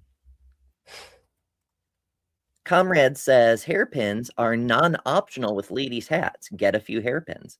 I mean, I have hairpins. I don't need them because my hair's not long enough, but I have a whole thing of them. There's like 100, but I have one like on my my armoire here, just on the surface. So I do have hairpins, but I need hat pins. I need hat pins. Yes. Men found her attractive, but of course, as soon as they lost some sexual prowess, as soon as they lost their jobs or became ill and couldn't get the money to bring into the house, she was after the next man, and she was making love to her next husband while killing the husband she was with. Now that is an interesting, that's another dimension to the story. Is she's not just a serial killer. She's not just hopping from husband to husband. She's like actively murdering one while luring the next. And that's like a whole other level of devious. And one of the reasons why stuff like this did not immediately raise attention about someone moving on very, very quickly afterwards is because you were kind of, especially if you weren't like in the upper echelon of society, like you really didn't have much of a choice. Like you needed both, you needed yourself and a partner to make things work in the house. Like you needed that. So it was not uncommon to move on very quickly afterwards. That's fair, especially with, I mean, hell, we've all read stories from the time where, you know, a woman would like just come home from the funeral for her husband, and there's already a suitor at the door being like, well, you'll need another gentleman to help care for the children, you know? Yeah. Like, bitch, I'm still crying. Leave me alone, you opportunistic whore. Oh, goodness. Everything that Mary Ann Cotton did. To be clear, nothing wrong with whores. I myself am a whore, but it makes a fantastic insult. Pointed to her having an uncaring and brutal nature. Cold, calculating and chilling. Mary Ann killed rather than cared for her children. You're not... Well, she didn't kill all her children. She killed some of her children. So why was she selective? What was she doing? Born evil. You become evil by your experience and what goes on in life, and something triggers in your mind. I don't agree with that. I don't think there are, aside from actual psychopaths and people who think they're doing the will of Jesus or whatever, I don't think there are actually evil people. There are people who truly believe they're doing good for incredibly stupid or bad reasons. Or there are people who are simply amoral and are just doing what they think makes them richer, like the people running the US right now. They don't actually care about girls and women and minority rights and jobs and birth rates. They don't give a fuck about any of it. They just want all the money, and they'll distract as many ways as they have to get as while they loot the vault, you know? Yeah. But I get that from studying Nazi Germany as well. You know, it's a similar thing with the dehumanization of the Nazis. People make this big deal about Adolf Hitler being evil, but we have writings from the man, and nowhere does he say, I woke up this morning and decided I'm going to murder people because it's the most evil thing I could think of to do. No, his shit is all full of these delusional rantings about how I need to save humanity. You know, he thinks, deluded as hell, but he thinks he's doing good. You know? Mary Ann Cotton, née Robson, was born into a small mining family in Low Moorsley, County Durham, in October 1832. Her father was a miner, her mother a miner's wife. This was the only life she knew. So her father was a miner, and the wife of the miner was a miner's wife. And then she raised miners. Miners all around. Don't mind me. I'm here all week. Speaking Mary Ann was only 10. I was going to say, yeah. I was going to say, speaking of well, not necessarily all week, but later today, I will be on Politicality, and I need to dip so I can go take care of a couple things before I have to go to Politicality. We are having Arn Ra on today as a special guest, so it's going to be a big deal. Possibly. But this stream will automatically redirect you over to Lil's channel, Lil of All Trades, where you should subscribe anyway for that show. So you don't have to worry, you don't have to stress. We're all just going to go right over when it's the proper time. So thank you for joining, Lil. Love you guys. And hopefully we'll see you tomorrow.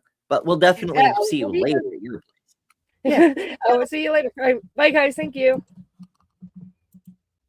Yeah. Comrade says, well, that's enough internet for a day. Her father died in a mining accident. What impact it's had on the young girl, we can't ever know. But it left her mother a young widow with 2 small children to raise. Mary Ann Cotton was born Mary Ann Robson, and the interesting thing about the surname Robson is that it comes from the borders. The Robsons, back in Elizabethan times, were one of the border reaving clans, the notorious murdering tribes that lived up there in the borders.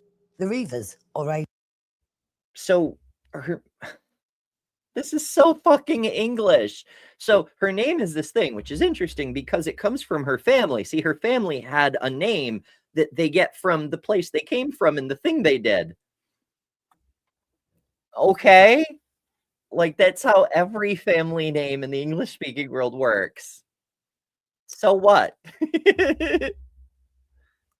were Scottish clans who patrolled the Anglo-Scottish borders from the 13th to the 16th century. They terrorised the border villages, thieving and taking whatever they could lay their hands on. Could Mary Ann have descended from the infamous Robson Reavers? Right from the word go, Could she have descended from the raiders? Oh, so now it's like a tainted blood kind of situation. It's the bad blood will out. Her ancestors were corrupt and sinful criminals, and so she too was destined to be a sinful criminal.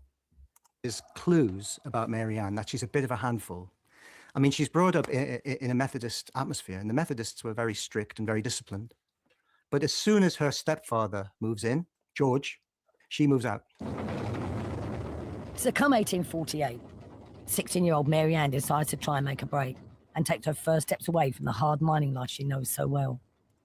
Was she a miner herself, or did she just live in a mining town? Because that's not the same thing. And also 16 years old in the mid 19th century. Yeah, I mean, we consider it young today, but there are 16-year-olds running around now, escaped from their hateful, hostile families. Sometimes they're emancipated minors, sometimes they're just runaways, but like, it's not like this is some weirdly young status, considering both the time and the fact we kind of still do that. The towns and villages of Durham in the mining areas were mostly dominated by mining and little else. There wasn't a great deal of opportunity for other work. So the likelihood of her becoming a miner's wife and continuing to be so was quite high. She knew nothing else. Andrew asks, how old was Natty Gann? She like 14, maybe 15? Let's find out. So that's a thing that came up a few weeks ago. Aunt Jer and I were reminiscing about the journey of Natty Gann, which is like the best, least remembered Disney movie. I think it was a Disney movie. How old was Natty Gann?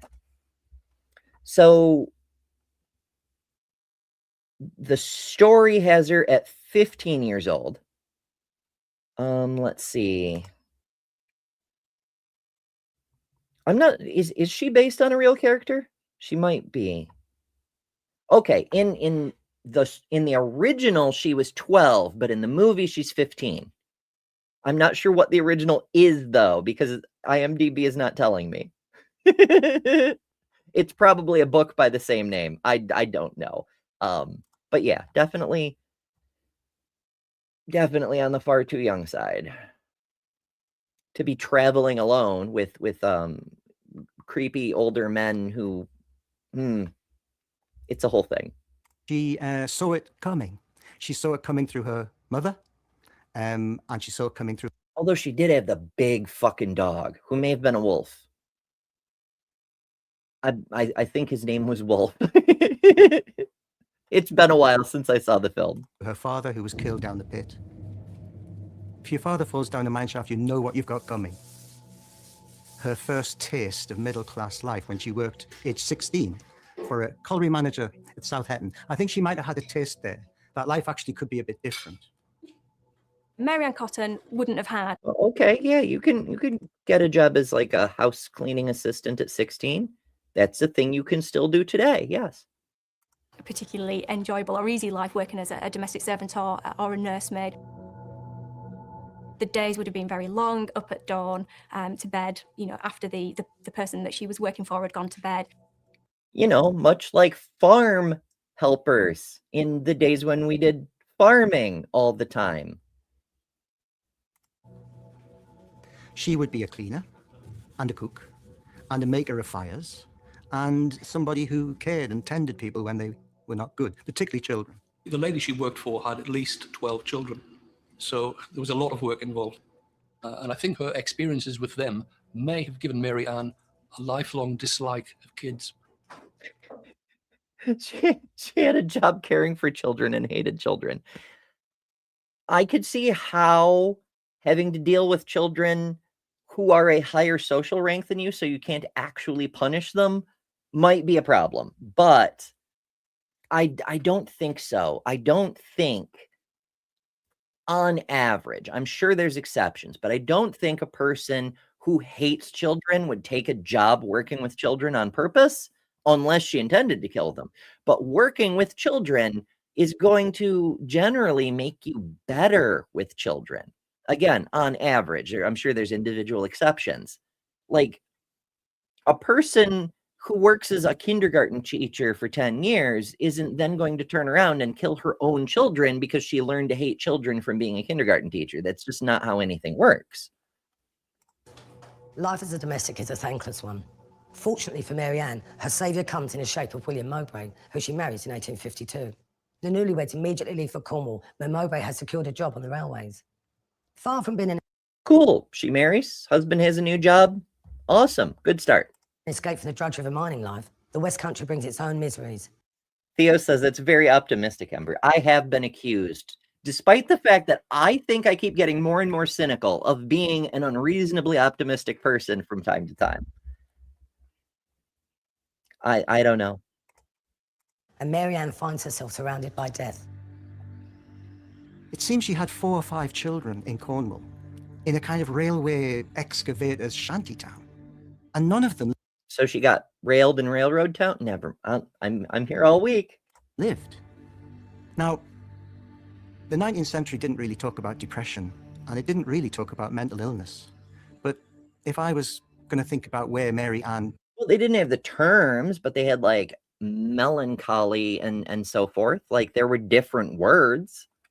Begins to feel ill in some way, I would say losing 4 or 5 children in a railway shantytown, far away from home, aged 20 years. Not good. Oh, so she lost the children. Maybe I misheard, but I thought it said she had 4 or 5 children.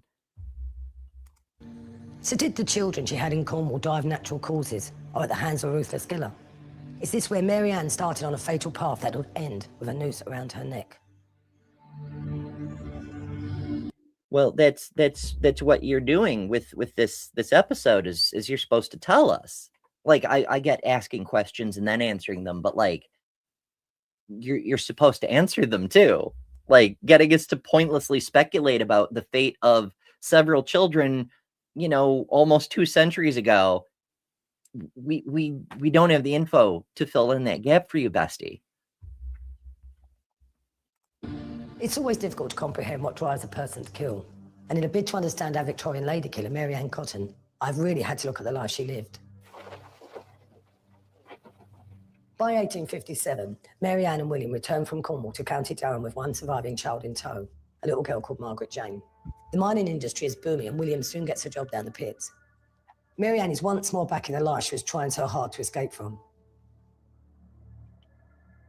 The population... Was she trying to escape or was she trying to, like, not die? Because these are not the same thing. County Durham increased from about 150,000 in 1801 to about 1.2 million in 1901.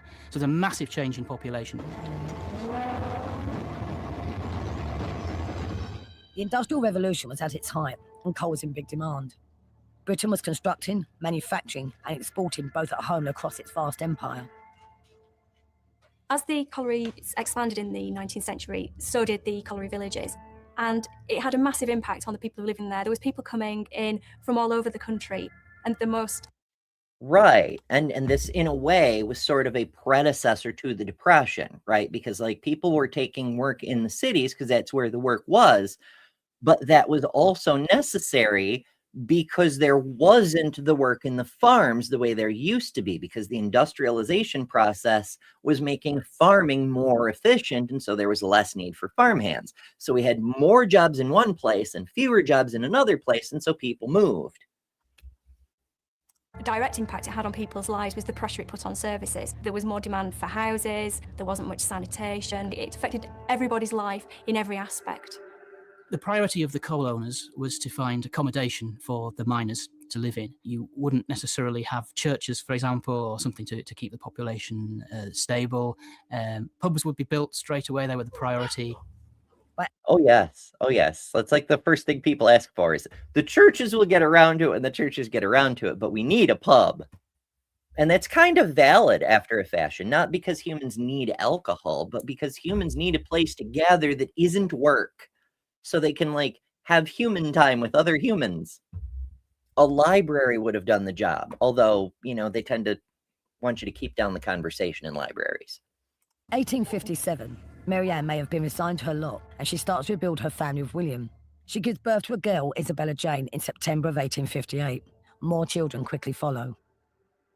You could have a situation where you had 6 or 7 children in a family sleeping in a damp room, say 8 foot by 8 foot, along with the mum and dad all sleeping cramped together. Very unpleasant situation. Families of 8, 10... That's not uncommon, though. And it's not just industrial conditions, right? Like, there's early 18th century US presidents who grew up in log cabins. And if you ever go to, like, their preserved houses or, like, rebuilt models of their house, whatever the case may be, if you look at these log cabins, they're single rooms. They're like the size of a room in a modern house. And it's everything. It's the kitchen, it's the living room, it's the bedroom. Like, yeah, everyone just sleeps in the same space. That's tradition. 10, 12, 16 children were not uncommon, and women could spend 20, 25 years basically in the process of pregnancy, childbirth, those first early months, and then repeating itself over and over again, and it had a massive impact on a woman's health. On June the 22nd, 1860. Yes, that's true. Every pregnancy seriously impacts your health, and the further back in time you go, the more the impact, because, like, we didn't have folic acid supplements, we didn't have, like, you know, well, there were midwives, but only for the people privileged enough to be able to afford them. We didn't have very educated physicians about how pregnancy works. We didn't have the technology to check for certain kinds of complications. And so, like, every pregnancy takes something out of you, and doing it over and over and over and over, because what contraception there was absolute shit. And most of the churches preached against it anyway. You could have a bad time. Mary Ann's first child from Cornwall, Margaret Jane, dies.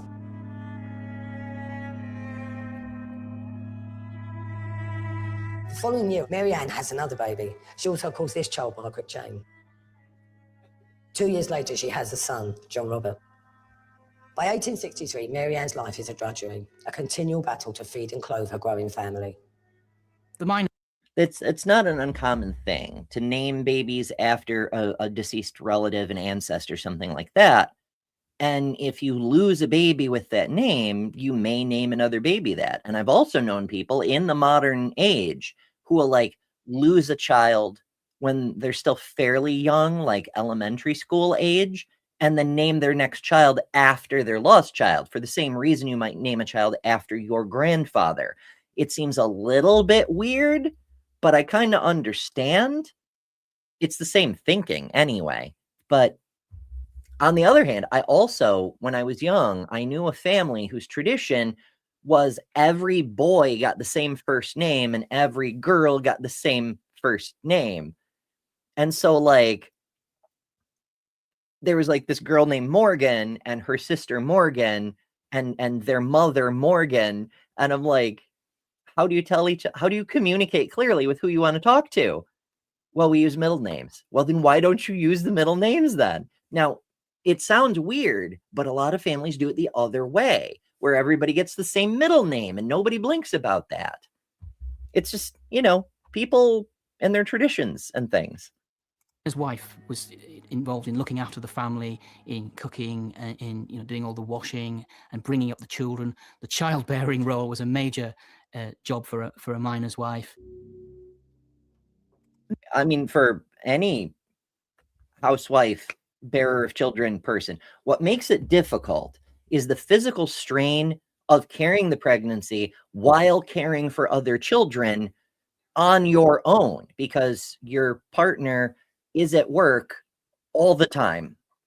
And this is what it was like in early industrial periods before the unions got us shorter work days. It's still hard, but it was so hard back then, And if you had kids old enough to help out, they did. You had to, but if you weren't at that stage yet, like, it just constantly being pregnant is a struggle in and of itself. And constantly chasing around children with no help is exhausting under the best of circumstances. And doing both at once is very much not the best of circumstances. And having your spouse never be there, it's just, and that was just life for so many people. It wasn't even considered particularly miserable because it was just how everyone lived. Marianne knows from first-hand experience how dangerous mining life can be. Her father died in a mining accident, so she quietly encourages William to take out an insurance policy should their circumstances take a turn for the worse. Well, that makes sense. If your father dies in an accident and your mother's left destitute or whatever, you might say to your husband, hey, I'm worried if something happens to you, me and the kids are screwed. Yeah, that makes sense. It's an insurance policy. But in the 19th century, private capitalist companies are beginning to understand that there is a huge market in penny-a-week subscription. And the capitalist companies, as opposed to the socialist companies, I suppose. And from the Prue becomes a famous figure in working-class terrace streets. The insurance policy pays off as young John Robert dies aged 12 months. He's soon followed by his father. William Mowbray dies of typhus fever in January 1865. Marianne makes her first claim. Well, I mean, yeah, dying from typhus. Yeah. Marianne gets £35 from insurance company for the death of William Mowbray. £35 then is about half a year's labourer's wages. So it's a tidy sum. It's a tidy sum, but it's not enough to live on for very long. Marianne, now a widow, moved to Seaham Harbour with her two remaining daughters. Within weeks of arriving, one of the girls, Margaret Jane, dies of typhus fever. She was just 4. Well, again, it's unfortunate. It's super, super unfortunate, but it happens. And it makes sense if a relative just died of typhus that some of the kids might also be infected. It doesn't kill you immediately, Perhaps feeling the stress of losing more children, Marianne sends her remaining child, Isabella, to live with her mother. Marianne Cotton is now free from children and has no husband. She has cleared the... She's free. Or also maybe she wanted to protect her remaining child. Can't imagine why she'd want to do that. Decks once more. In the 19th century, people did move on quite quickly from marriages, both men and women. It was very, very hard to be on your own, no matter what sex you were. Quite often you get men who've been widowed, normally through the wife died in childbirth, moving on quite quickly because they need somebody to look after the children, to look after the household. And it's the same with women. There were very, very few alternatives available. But that's true. especially if you had children. Like, you could be a single person, not easily, not well, but you could. But if you had kids, you needed help. 1965, Mary Ann.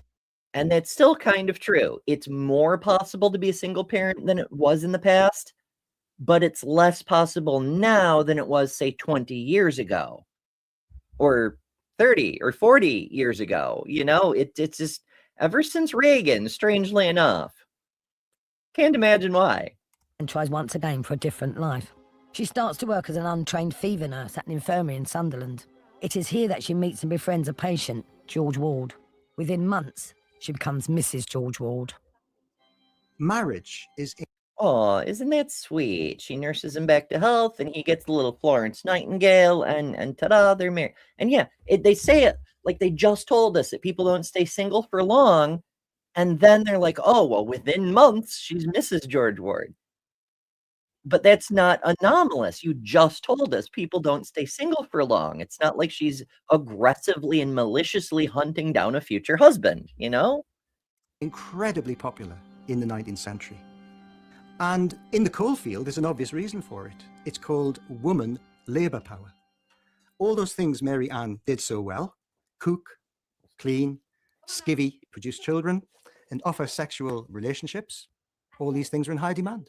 Well, that's how you produce children generally, is I mean, we have artificial insemination now, but back then it wasn't super reliable. Marriage was a way in which men got the labour power and women got some kind of support and a very small amount of legal protection. Very small. And that's, while it's better than it was in the past, it's still not great.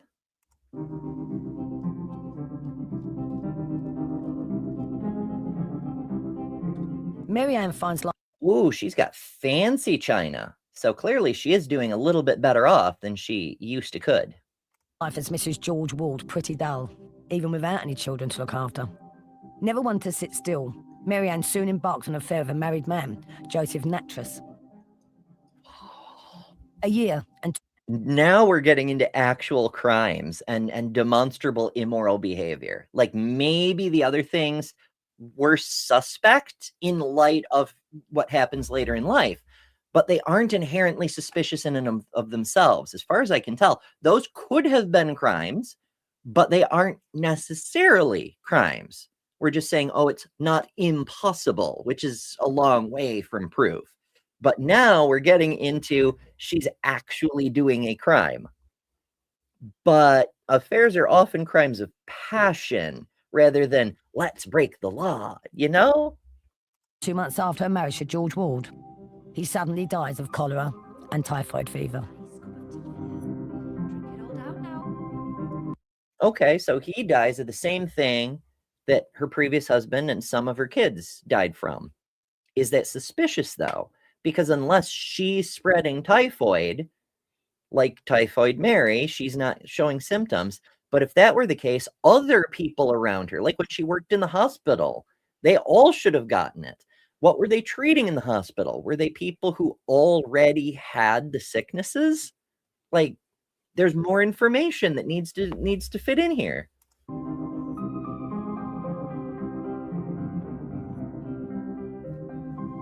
Mary Ann then replies to an advert in the local paper for domestic help from a recently widowed man, James Robinson. James Robinson had a wife and 5 children. The wife died, and the youngest of the children was sickly. So he clearly felt the need to have some sort of female help in the house. Apparently only Mary Ann. Okay, so now she's taking another job taking care of children, which she has experience with. I don't see how this translates into she must have picked up her hatred of children from this previous job when she's now taking another job taking care of children. Miranda points out, I don't think they've implied anything up to this point was a crime. They're just giving a biography. Possibly true, but the whole tone of the thing is this is a sinister woman who's always been evil. And so the biography part, they haven't actually outright said it, but I get the impression they're trying to paint all these things from her history as if she either always was evil or this is what made her evil, when nothing here actually has relevance on evilness, you know? Really caught his attention. She may have attracted him physically. The Robinson baby dies within days. A few weeks later, Marianne is summoned back to her poorly mother's side at Seaham Harbour. She went to visit her mother. She stole some things from her mother. Her mother noticed and taxed her with it. And the next thing we know, her mother's dead. So her mother that her daughter stayed with died of something, and maybe she was stealing. I don't know how we find that out, but interesting. It is definitely starting to move in a darker direction as things begin to spiral. I realize we are very quickly running out of time, folks, so I will skip us up to the end-ish, and see what we can learn of the fate and the developments of these things. Children that she was coming if they were naughty, at schools all over England, because news travelled fast. There'd be playground games about her. Oh wow, they just straight up sentenced her to be hanged, apparently. So we're a little, I thought we weren't all the way to the end, because like the most replayed is up here, but I guess that's maybe the hanging part. I don't know, but let's go back a little bit further. You don't have actually physical contact with them, and you can watch them dying without having any qualms. Poison is such a detached way to kill someone, give them a few grains of arsenic and then just walk away. But how is that even conceivable? How can a mother murder her own children? Women whose development has, for whatever reason, not gone the way a generally normal development would go, their capacity to develop that bond with the child is compromised. They don't actually conceptualize the child as being. See, this is weird to me. Like, maybe she was an evil, conniving psychopath her entire life who only faked normalcy until she couldn't anymore. Maybe. But like this drive to, I don't know, to understand. You know, humans, this is why we come up with gods and things, is because people want to understand something that doesn't make sense to them. But to take a person's story, and, you know, maybe she was an evil, conniving psychopath. I'm not saying she wasn't, but to try to take the totality of her life and try to explain it away by painting this picture that she never loved her children. I don't know how a woman could not love her children. You know, it strikes a wrong chord with me. It feels a lot like someone saying the universe exists because God must have made it. It's that love of simple causes that people like so much, and I mean, maybe it's not wrong in this case, but whenever we see it pop up, it's often wrong, you know? I don't know. Maybe I'm silly. Maybe I'm like giving too much credit to a person who is legitimately evil. I don't have a stake in that. Maybe Marianne Cotton is the most evil woman who ever lived. What I'm interested in is the epistemology. How do we know, and is it true, rather than is it what people prefer to believe? You know? I think Marianne Cotton was essentially a psychopath who perhaps killed people for the money, just for the sake of the money, just for greed. I don't think there's any justification in saying it was the social conditions in which she lived, because there were many other people living in similar conditions, and many in worse conditions to Marianne Cotton. I think there was something in her character that made her an exceptional person in a rather notorious way. With most women with severe violence. This is what I mean. There was something in her character. But people aren't really born with their character. I could do a whole thing on character, right? Like the Greeks had an idea that character was who you were when you weren't there, like what your body does on autopilot when you're not really paying attention.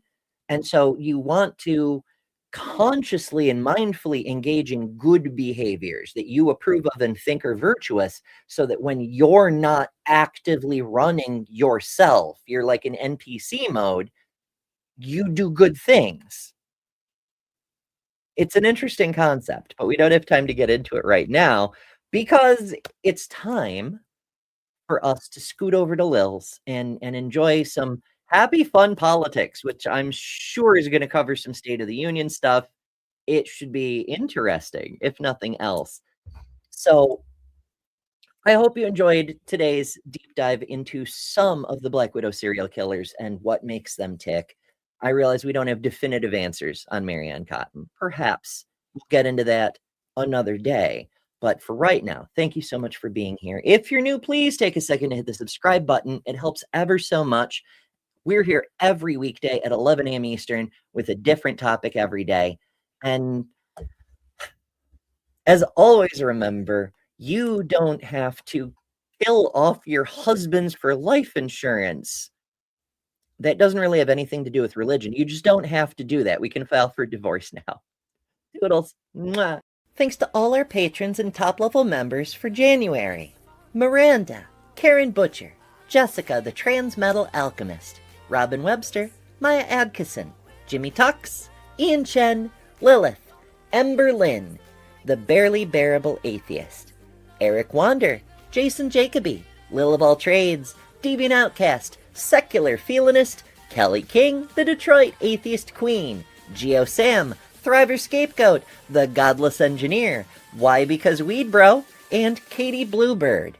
And you can add your name here next month by signing up at patreon.com/betterthanember or by joining Emberships here on YouTube at the Cinder level, which also includes all the custom emojis, tons of member-exclusive content, member-only live streams, and a bunch of other stuff. I deeply appreciate all the supporters who keep this channel going. Thank you so much. Because of you, we're building a wonderful community that I'm very proud of.